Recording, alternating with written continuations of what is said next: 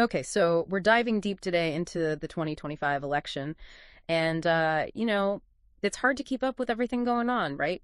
Trying to make sense of it all. Yeah, it can be a lot, especially when you're just trying to figure out, what matters most to you. Exactly. And there are so many different voices and opinions out there. So we're focusing in on three big things that seem to be on everyone's mind: energy policy, that COP climate summit bid, and of course, supermarket prices, because who doesn't feel that, right? I think those are some pretty solid choices. They really get at the heart of how we live our lives. Absolutely. Okay, so first up, let's talk about what Peter Dutton's been saying about energy prices. He's been really going after Albanese about those increases. Right. Yeah, he's been pretty vocal about that. Saying it's all because of this reckless renewables only policy, and that Labor's, completely dropped the ball on that promise to save everyone $275 a year on their bills. What's the core of his argument there? Well, essentially, he's saying that the transition to renewables is happening way too fast. And that's what's causing instability in the market and driving up those prices. Okay, so it's not that he's, against renewables altogether. Not necessarily. It's more like he's pushing for a slower, more measured approach. Yeah. He thinks we still need a strong reliance on traditional energy sources like gas to make sure things stay reliable and affordable. And that's where the coalition's national gas plan comes in, right? The idea being if we have more gas here at home, then prices will go down. Yeah, that's the general idea.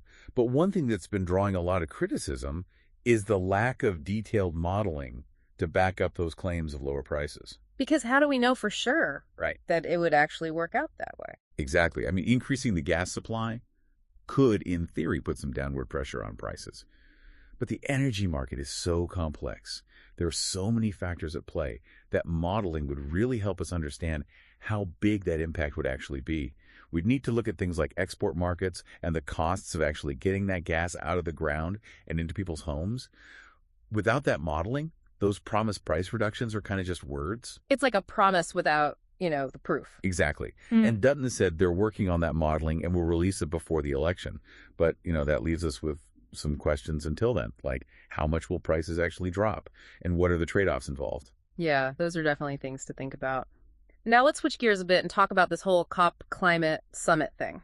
Australia's putting in a bid to host it, but Dutton's not really on board. He's concerned about the cost, saying Australia can't afford it right now with everything else going on. It's a really interesting dilemma, actually, because it boils down to a clash between those immediate economic pressures and the potential longer-term benefits. So on the one hand, we have the budget and trying to be responsible with spending. Right. And Dutton's definitely putting the emphasis on that fiscal responsibility in the here and now. But on the other hand, proponents of hosting this summit are saying it's a chance to show the world that Australia is serious about climate action. Kind of puts us on the map in a good way. Exactly. And that could have all sorts of positive ripple effects. It could boost our international reputation, maybe attract green investment down the line. But it's tough, right? Because you're weighing this very clear upfront cost against these less tangible but potentially huge future gains. I see what you mean. Okay, last but not least, let's talk about something that affects everyone every time they go to the supermarket. Prices. Albanese is talking about cracking down on unfair pricing practices with these heavy fines to try and protect consumers from price gouging. But how do you even define what unfair pricing is in the first place? Right. That's the big question. It's so tricky because you have to come up with a legal definition for price gouging that goes beyond just normal market fluctuations. Because prices go up and down all the time, right? Just based on supply and demand. Exactly. And then you also have to prove intent. Did the supermarket intentionally jack up prices to take advantage of the situation? Or are they just responding to external factors? That's a really tough thing for regulators to prove. So while the idea of fines might sound good, actually making that happen and seeing a real difference in prices, well, that's a whole other story. It's much easier said than done. Yeah, exactly. So basically what we're seeing here is that all these issues, what we're paying for electricity, Australia's role in tackling climate change, and even just the cost of our groceries, they're all kind of intertwined. They all involve making really tough choices. And what I find really fascinating is that each debate forces us to think about different time frames and priorities. Are we focused on the immediate cost of living pressures?